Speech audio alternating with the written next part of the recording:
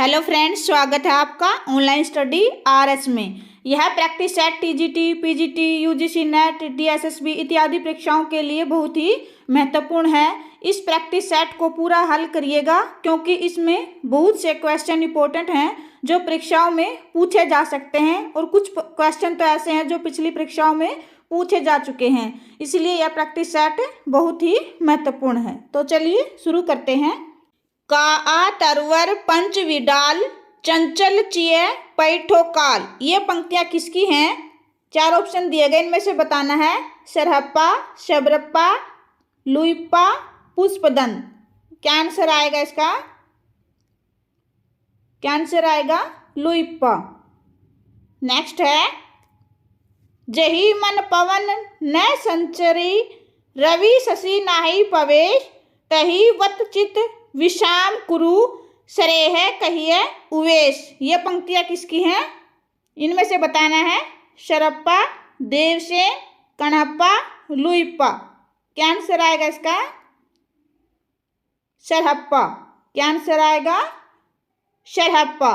Next है, निम्नलिखित में से सिद्धों का संबंध किससे है? किससे है?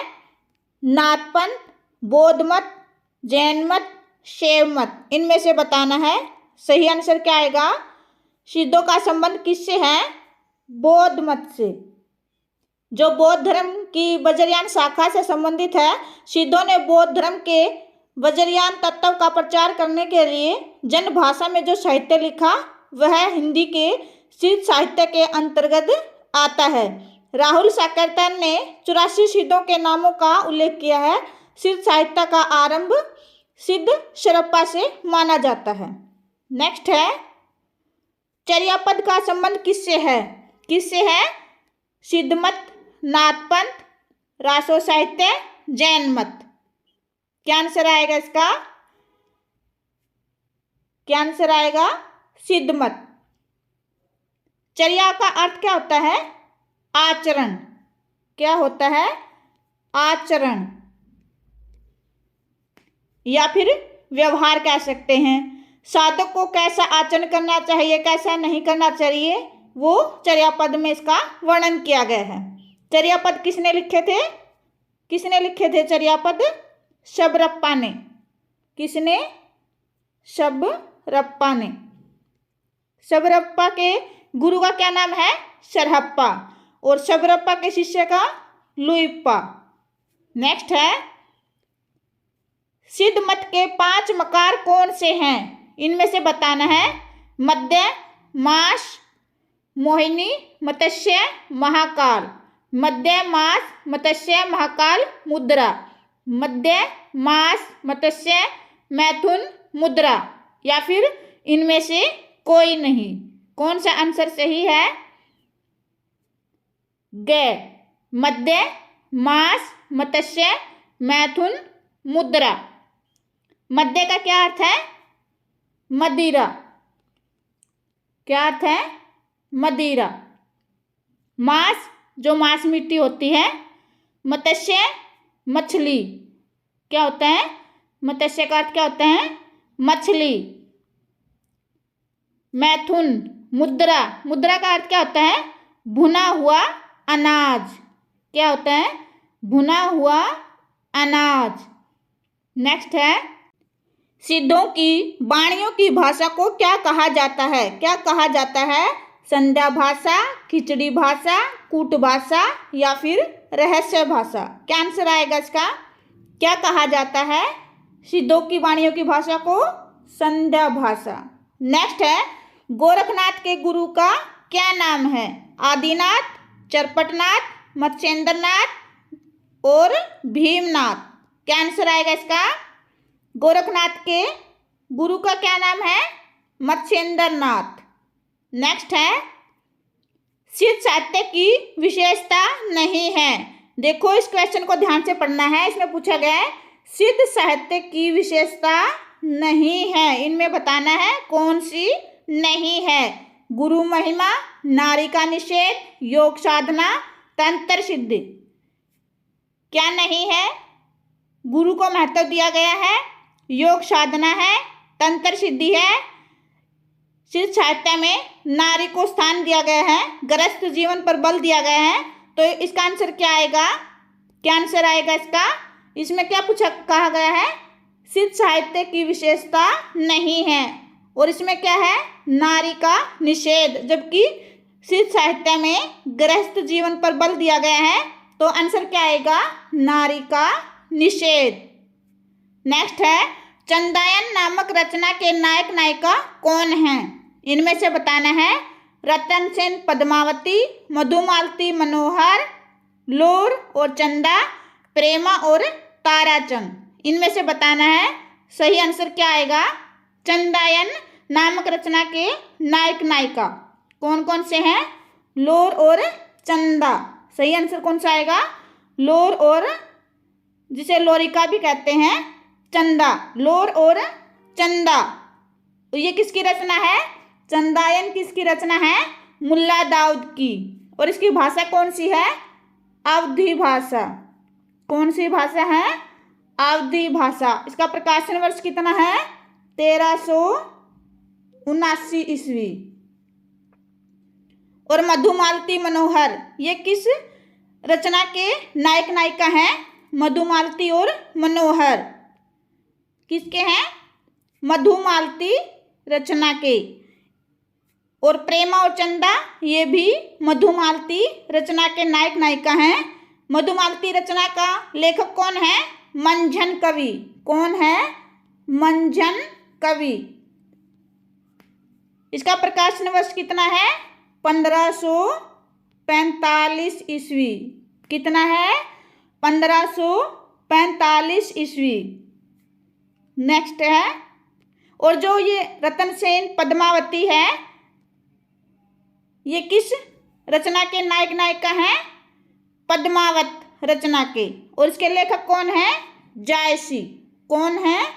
जायसी। और इसका प्रकाशन वर्ष कितना है? 1540 ईस्वी। कितना है? 1540 ईस्वी। इसमें एक और नायिका है, क्या नाम है उसका? नागमती। जो रतन सेन की पत्नी है, क्या नाम है उसका? नागमती। इंपॉर्टेंट है ये। नेक्स्ट है, मिस्टर अभिमन्यु किसका नाटक है? लक्ष्मी नारायण लाल का, सर्वेश्वर दयाल सक्सेना का, लक्ष्मीकांत वर्मा, या फिर मोहन राकेश? क्या आंसर आएगा इसका? मिस्टर अभिमन्यु किसका नाटक है? लक्ष्मी नारायण लाल का। क्या आंसर आएगा इसका? फर्स्ट, लक्ष्मी नारायण लाल का। इसका प्रकाशन वर्ष कितना है? 1971 ईस्वी। इसमें महाभारत के कथानक को लिया गया है। नेक्स्ट है, कीर्ति लता में किसकी वीरता का वर्णन किया गया है? शिव सिंह की, कीर्ति सिंह की, विद्यापति की, या इनमें से कोई नहीं? क्या आंसर आएगा इसका? कीर्ति सिंह की। और कीर्ति पताका में शिव सिंह की वीरता का वर्णन किया गया है। नेक्स्ट है, कबीर दास की मृत्यु कहाँ हुई थी? काशी में, मगहर में, द्वारका में, इनमें से कोई नहीं? क्या आंसर आएगा? कहाँ हुई थी कबीर दास जी की मृत्यु? मगहर में। कहाँ हुई थी? मगहर में। उस समय यह अंधविश्वास प्रचलित था कि अगर काशी में मृत्यु हो तो व्यक्ति सीधा स्वर्ग में जाता है। तो उन्होंने इस अंधविश्वास को दूर करने के लिए अपना अंतिम समय मगहर में व्यतीत किया था। नेक्स्ट है, वैराग पंथ किस संप्रदाय की शाखा है? गोरख पंथ, सिद्ध संप्रदाय, जैन संप्रदाय, नाथ संप्रदाय? क्या आंसर आएगा इसका? नाथ संप्रदाय। क्या आंसर आएगा? नाथ संप्रदाय। नेक्स्ट है, कनफटा साधु किस पंथ से संबंधित हैं? सिद्ध साहित्य, नाथ साहित्य, जैन साहित्य, सहजिया संप्रदाय? कनफटा साधु क्या होते हैं? कान में बड़े बड़े छेद करके उनमें भारी कुंडल धारण करने वाले को कनफटा साधु कहते हैं। तो ये किस पंथ से संबंधित थे? नाथ पंथ से। किस पंथ से? नाथ पंथ से। नेक्स्ट है, देवस्थान रहस्य का प्रकाशन वर्ष कितना है? कितना है? 1907, 1905, 1918, 1936। क्या आंसर आएगा इसका? 1905। देवस्थान रहस्य किसकी रचना है? मुंशी प्रेमचंद जी की। किसकी है? मुंशी प्रेमचंद जी की। और देवस्थान रहस्य में क्या वर्णन किया गया है? इसमें मंदिरों और तीर्थ स्थानों में फैले भ्रष्टाचार और पाखंड की आलोचना की गई है। नेक्स्ट है उपदेश रसायन रास किसकी रचना है? किसकी रचना है? जिनदत्त सूरी, पुष्पदन, शंभू राम सिंह। क्या आंसर आएगा इसका? उपदेश रसायन रास किसकी रचना है? जिनदत्त सूरी की। नेक्स्ट है सिद्ध साहित्य का विकास कहाँ से हुआ? कहाँ से हुआ? पूर्वी भारत, पश्चिमी भारत, दक्षिण भारत, उत्तर भारत। क्या आंसर आएगा इसका? कहाँ से हुआ? पूर्वी भारत से। नेक्स्ट है धूत कहो अवधूत कहो, यह पंक्तियां किसकी हैं? तुलसीदास की, हजारी प्रसाद द्विवेदी जी की, महावीर प्रसाद द्विवेदी जी की, या फिर उपर्युक्त सभी। क्या आंसर आएगा इसका? किसकी है यह पंक्तियां? क्या आंसर आएगा? तुलसीदास जी की। किसकी है? तुलसीदास जी की। धूत, धूत का अर्थ क्या होता है? क्या होता है? जो ये धूत है, धूत का अर्थ क्या होता है? त्यागा हुआ। क्या होता है? त्यागा हुआ, या फिर ये कह सकते हैं छोड़ा हुआ।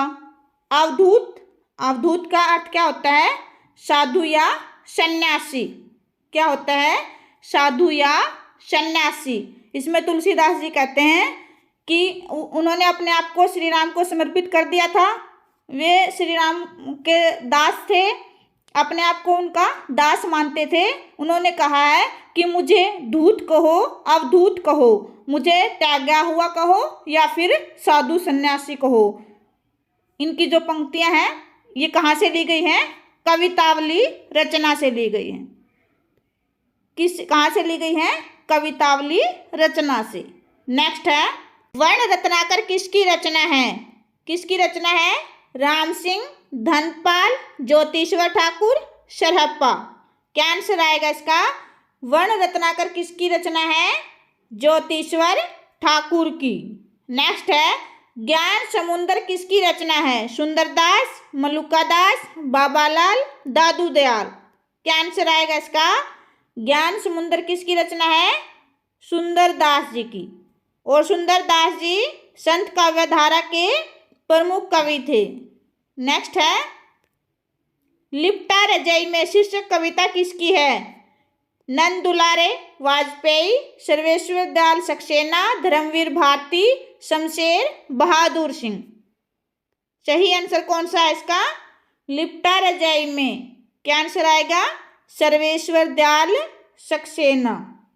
नेक्स्ट है लुइपा के गुरु कौन थे? कन्हप्पा, शरप्पा, सबरप्पा, गोरखनाथ। क्या आएगा इसका आंसर? लुइपा के गुरु कौन थे? शबरप्पा। और शबरप्पा के गुरु कौन थे? शबरप्पा के गुरु कौन थे? सरहप्पा। नेक्स्ट है चरिया पद के रचनाकार कौन है? शबरप्पा, लुइपा, कन्हप्पा, इनमें से कोई नहीं। क्या आंसर आएगा इसका?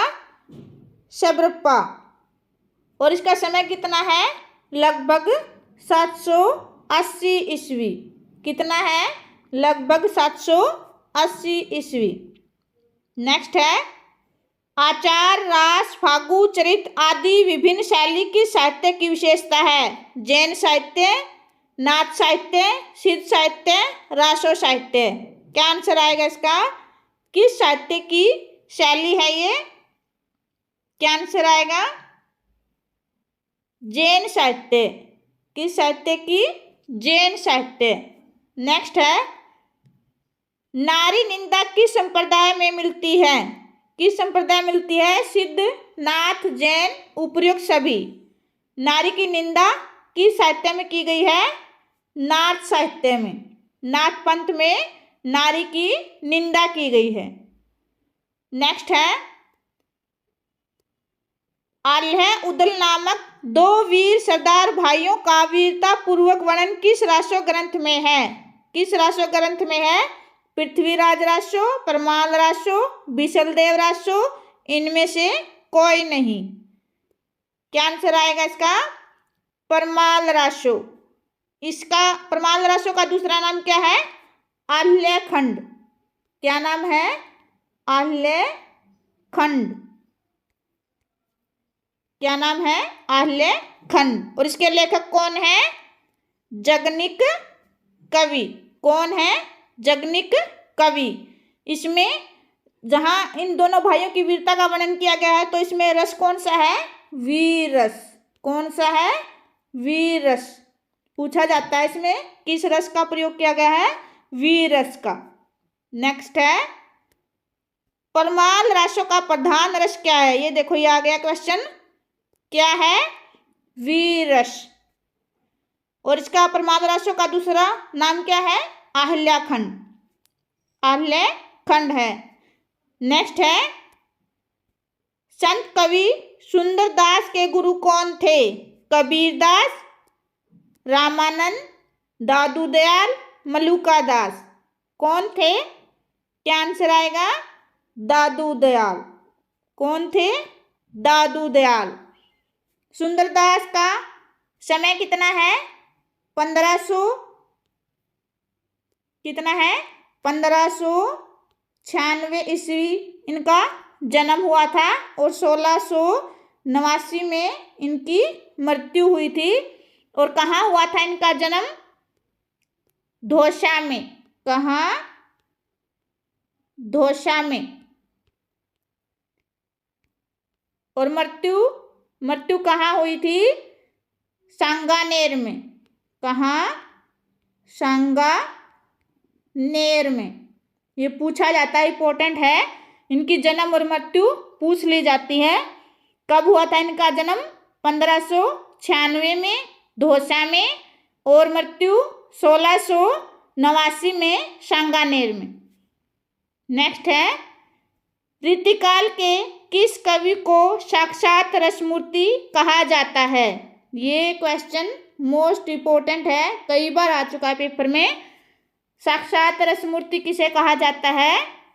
क्या आंसर आएगा? घनानंद को। किसे कहा जाता है? घनानंद को। और जो रीति काल था वो 3 भागों में बांटा गया था, रीतिबद्ध, रीति सिद्ध और रीति मुक्त। ये भी पूछा जाता है कि ये कैसे कवि थे? ये रीति मुक्त कवि थे। कैसे कवि थे ये? रीति मुक्त कवि थे। कैसे कवि थे? रीति मुक्त कवि थे। आशा करते हैं आज का ये वीडियो आपको अच्छा लगा होगा। अच्छा लगा हो तो लाइक, शेयर, सब्सक्राइब करें। धन्यवाद।